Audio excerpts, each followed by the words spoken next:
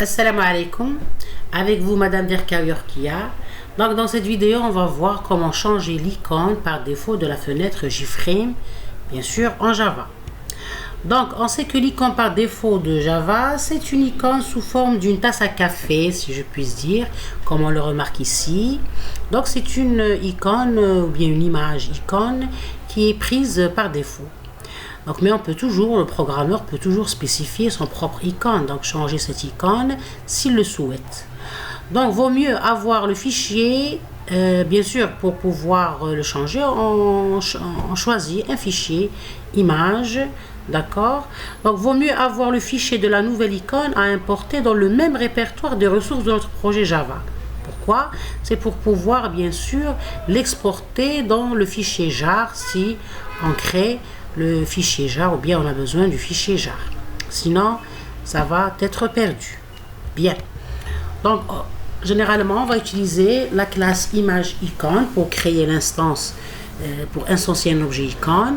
Et puis, il y a les méthodes setIconeImage et getImage qui vont nous permettre de récupérer l'objet icône et l'insérer à la fenêtre JFrame. Donc, le code suivant, image icône, IM, l'objet IM, new image icône, et comme paramètre on va lui passer le chemin ou bien le nom du chemin du fichier qui va contenir l'image de la nouvelle icône. Donc on peut lui ajouter le chemin d'accès. Donc on va utiliser cette icône image avec comme paramètre l'objet qu'on a créé avec image icône. Donc cette méthode spécifie l'icône de l'application qui est alors visible sur le bord supérieur gauche de la fenêtre ou dans la barre de tâches lorsque la fenêtre est réduite sous forme d'icône. Vous voyez, donc on peut dire que l'icône c'est pour pouvoir identifier notre application, surtout si on a, c'est-à-dire sur notre bureau, il y a beaucoup de logiciels qui sont, c'est-à-dire vous utilisez beaucoup de logiciels, donc l'icône, ça identifie tel ou tel, ou bien différencie entre tel ou tel logiciel. Bien. Donc il y a aussi la méthode getImage qui a comme paramètre bien sûr l'objet créé avec image icône. Donc ça permet de charger l'image de l'icône. Il y a aussi, on utilise les deux méthodes getClass et getResource. Donc la méthode getClass, ça permet de, donc ici c'est une méthode, je dois ajouter les parenthèses, c'est toujours bien d'être précis, hein, c'est très important. Donc une méthode elle a toujours, ou bien void ou bien function, elle a toujours deux parenthèses. Donc on va utiliser getClass et getResource. Donc getClass elle permet de charger l'objet classe, donc l'objet classe il permet de récupérer les ressources qu'on veut utiliser dans notre programme. Donc et getResource il appelle la méthode getResource pour obtenir le fichier ressource, on spécifie bien sûr le chemin d'accès de ce fichier. Donc cette portion de code elle permet de faire appel à toutes ces méthodes là.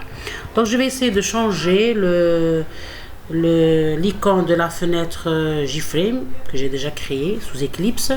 Bien sûr je vais choisir cette image parce que j'aime et j'adore les tulipes. C'est des fleurs où je vois qu'elles ont une certaine personnalité. C'est-à-dire en les regardant bien, en les mettant dans un bouquet chez vous, ça vous donne envie de réfléchir et d'aller ailleurs. Ça, c'est entre parenthèses. Bien. Donc, on va essayer je relance mon projet que j'ai déjà créé avec vous, le projet menu, où on a créé un menu avec JMenu bar et JMenu item. Bien. Donc, le même projet, ou bien la même classe que j'ai appelée application, à la même classe je vais ajouter, ou bien pour pouvoir tester le changement de l'icône, je vais ajouter les deux les méthodes et les classes qu'on vient de citer. Donc c'est bien d'utiliser le même projet, ça donne notion bien ça me permet de travailler ou bien d'exploiter le principe qui est très important en orienté objet, c'est-à-dire en programmation orientée objet, qui est la réutilisation. On peut toujours réutiliser des codes qu'on a déjà écrits pour pouvoir dans des projets différents. Vous voyez, donc la réutilisation, c'est très important de l'utiliser. Ça nous évite l'effort de recodifier nos programmes. Bien. Donc, je vais utiliser l'instanciation image icon avec le nom de l'icône, c'est im, new image icon, et comme paramètre, je vais lui passer les deux méthodes get class and get ressources, et comme paramètre, je spécifie ici le chemin d'accès du fichier que j'appelle tulip.jpg. C'est un fichier image de type JPG. Donc, il s'appelle tulip.jpg. Il contient cette image-là. Bien. Donc, le fichier image, ou bien le folder, le dossier image, je l'ai créé ici au niveau du package source, ou bien du folder source. Comment? C'est-à-dire en cliquant sur la droite et ici insert ou bien new folder, d'accord, new folder, et je donnais comme nom folder image. Donc je pouvais insérer mon fichier Tulip directement dans le fichier source qui contient les classes .java, mais ici pour éviter de spécifier le chemin, je donne directement le nom du fichier si le fichier est stocké ici au niveau avec les c'est-à-dire dans le répertoire où se trouve la classe application. Mais c'est toujours bien de différencier entre les .java et les autres types de fichiers. Donc j'ai créé un nouveau folder, un nouveau dossier où j'ai stocké ou bien c'est-à-dire j'ai sauvegardé mon fichier tulip.jpg. Donc ici je spécifie le chemin. Bien, donc je vais faire l'exécution pour voir le changement de l'icône.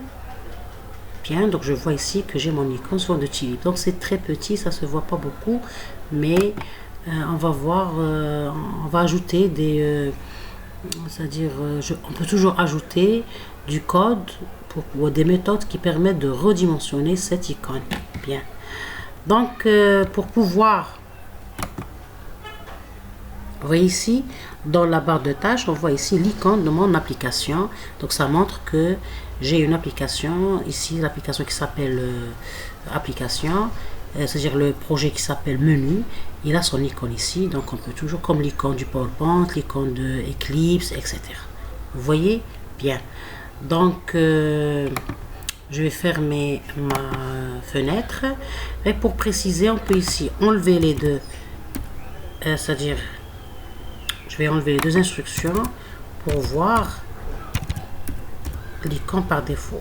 Je devais le faire au début. Donc ici, si j'exécute,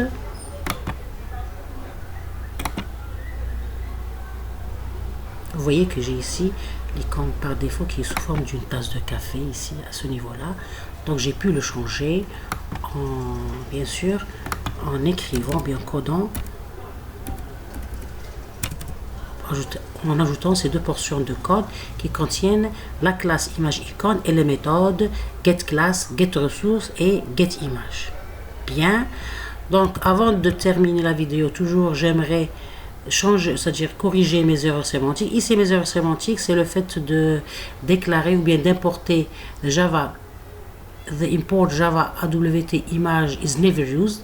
Donc j'ai importé ici des bibliothèques jamais utilisées, donc vaut mieux c'est-à-dire les enlever. Remove and use import. J'aime toujours corriger mes erreurs sémantiques pour avoir une application performante. Bien, donc je n'ai plus, ici je n'ai plus d'erreurs sémantiques, très bien, ou bien des warnings. Donc j'exécute, ok. Bien, donc j'ai ma nouvelle fenêtre JFrame avec ma nouvelle icône. Donc c'est bien.